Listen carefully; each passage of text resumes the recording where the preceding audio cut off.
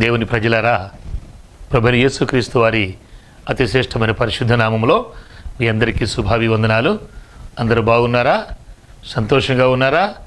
మరి కృపా సత్య వాక్యములు సమయం అవుతున్నది.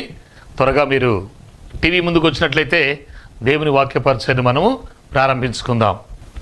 దేవుడు ఈ సృష్టిపైకి జలప్రళయం పంపించినప్పుడు సమస్తమైనటువంటి చెట్లు, జంతువులు, అలాగనే భూమి మీద ఉన్నటువంటి ప్రతి మొక్కలు, అలాగనే ప్రతి పక్షులు, ప్రతి జలచరములు కూడా ఈ ప్రళయంలో కొట్టుకొని పోయినట్లు మనం దేవుని వాక్యంలో చూడగలిగాం.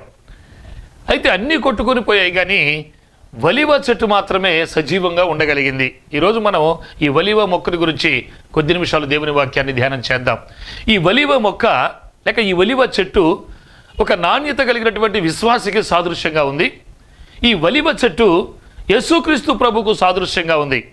అయితే ఈరోజు మనము ఒక నాణ్యత కలిగినటువంటి విశ్వాసిని జాగ్రత్తగా పోల్చి ఈ చెట్టుతో మనం చూడబోతున్నాం. దేవుని స్తోత్రం కలుగును గాక. దేవుడు ఎన్నో రకముల చెట్లతో దేవుడు మనుషులను పోల్చాడు. ఆ విషయాన్ని ఇంతకుముందు ఒక ఎపిసోడ్లో మనం చదివాం. అయితే ఈరోజు కూడా ఈ నాణ్యత కలిగినటువంటి విశ్వాసి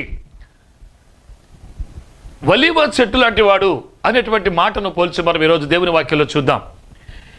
ఈ సమస్తమైనటువంటి మొక్కలన్నీ కూడా ఆ జలప్రళయంలో కొట్టుకొని పోబడినాయి, కానీ ఒలీవ చెట్టు మాత్రం కొట్టుకొని పోబడలేదు, సజీవంగా ఉండగలిగింది. అది ఎలా మనం తెలుసుకుంటాము అంటే, నోవాహు తన ఓడలో ఉన్నప్పుడు ఒక పావురమును బయటికి పంపించాడు. ఆ పావురం వెళ్ళి ఒలీవ మొక్క అనగా ఆకును నోటితో తీసుకొని వచ్చి మరి నోవాహుకు అందించినట్లు మనం చూసాం. కనుకనే అన్ని మొక్కలు ఆ జలప్రళయంలో కొట్టుకొని వెళ్ళిపోయినాయి, కానీ ఒలీవ చెట్టు మాత్రం ఖచ్చితంగా ఉండగలిగింది సజీవంగా. అనగా అర్థం ఏంటి అంటే, ఒక విశ్వాసి కూడా, నాణ్యత కలిగినటువంటి విశ్వాసి శ్రమలు వచ్చినా, కష్టాలు వచ్చినా, వేదనలు వచ్చినా, బాధలు వచ్చినా, ఎటువంటి చింతలైనా, ఎటువంటి కష్టకాలమైనా సరే సజీవంగా ఉండగలుగుతాడు దేవునితో. Praise the Lord. నాణ్యత కలిగినటువంటి విశ్వాసి, నాణ్యత లేని విశ్వాసి కాదండి, నాణ్యత కలిగినటువంటి విశ్వాసి. ఈ నాణ్యత కలిగినటువంటి విశ్వాసికి సాదృశ్యం ఏమిటి అంటే ఒలీవ చెట్టు. ఒలీవ చెట్టు ఎంత ప్రళయం వచ్చినా, ఎంత జలపాతము ముంచివేసినా చూడండి, ఎట్టి పరిస్థితుల్లో ఆ మొక్క మాత్రము సజీవంగానే ఉండగలిగింది. ఈ భూలోకంలో విశ్వాసి కూడా సజీవంగా ఉండగలడు.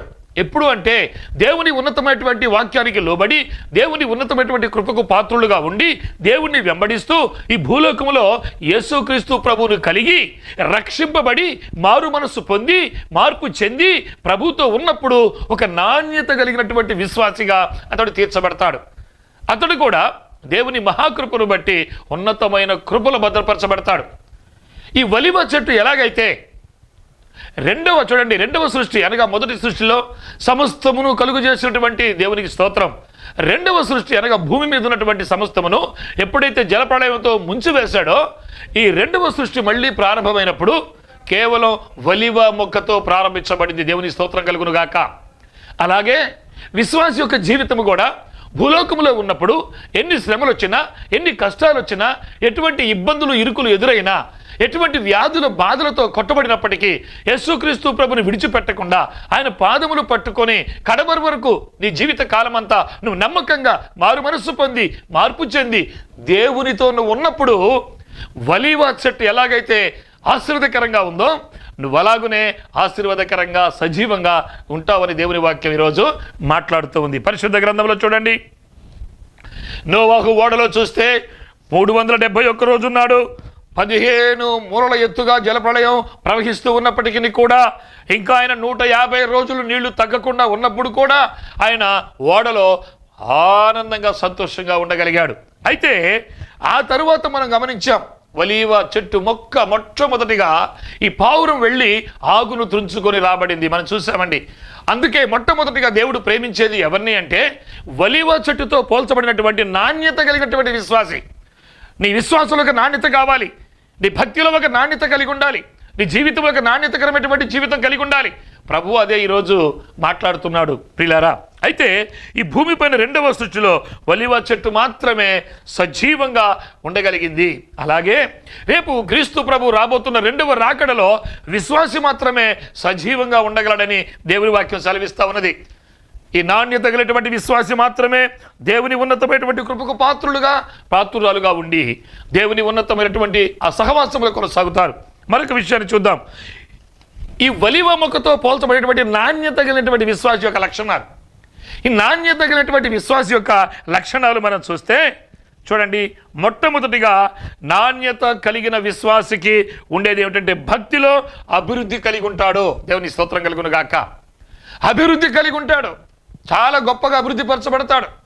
ఎందుకంటే నాణ్యత కలిగి మారు మనస్సు కలిగి మార్పు చెంది దేవునికి ఇష్టమైన పరంగా ఒక విశ్వాసిగా ఈ భూమి మీద ఉంటే ఒలీవ మొక్కలాగా ఎంత నాణ్యత కలిగిందో, ఎంత ఆస్వాదకరంగా ఉందో, ఎంత సజీవంగా ఉందో నీవు కూడా అలాగా దీవించబడి అభివృద్ధి పరచబడి దేవుని యొక్క చిత్తములో కృపలో భద్రపరచబడి ఉంటావు. చూడండి, కీర్తన గ్రంథము 52వ అధ్యాయము 8వ వచనములో పరిశుద్ధ గ్రంథంలో చూస్తే, నేనైతే దేవుని మందిరములో పచ్చని ఒలీవ చెట్టు వలె ఉన్నాను.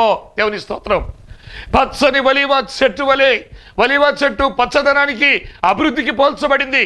ఓ విశ్వాసి, నీ జీవితంలో నువ్వు అభివృద్ధి పరచబడాలి అంటే, ఒక పచ్చదనము నీలో కలిగి ఉండాలి అంటే, ఒలీవ చెట్టులాగా నువ్వు ఉండాలి అంటే నాణ్యత కలిగిన విశ్వాసిగా నువ్వు ఉండాలి.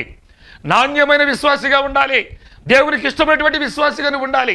రెండవదిగా పరిశుద్ధ గ్రంథంలో కీర్తన గ్రంథము 1వ అధ్యాయము 3వ వచనము చూస్తున్నాం. ఇక్కడ నీటి కాలువ వెరణ నాటబడిన వారై ఆకు వాడక తమ కాలమందు ఫలమిచ్చే చెట్టు వలె ఉంటారు. దేవుని స్తోత్రం కలుగును గాక. ఎంత గొప్ప విషయమో చూడండి. నీటి నాటబడినటువంటి వారై ఉంటారు నాణ్యత కలిగినటువంటి విశ్వాసులు. ఒలీవ చెట్టును మనం చూసామండి, అభివృద్ధి కలిగినటువంటి చెట్టు అది. దేవుని వాక్యం పోల్చబడింది, పచ్చని ఒలీవ చెట్టు వలె ఉంటావు. రెండవ చూడండి, కీర్తన గ్రంథం 128వ అధ్యాయము 3వ వచనములో చూస్తే, నీ భార్య నీ పిల్లలు అలాగనే ఒలీవ మొక్కల వలె అభివృద్ధి కలిగి ఉంటారు. మొదటి మాట అభివృద్ధి. పచ్చని ఒలీవ చెట్టు వలె నువ్వు అభివృద్ధి పరచబడి ఉంటావు. నాణ్యత కలిగిన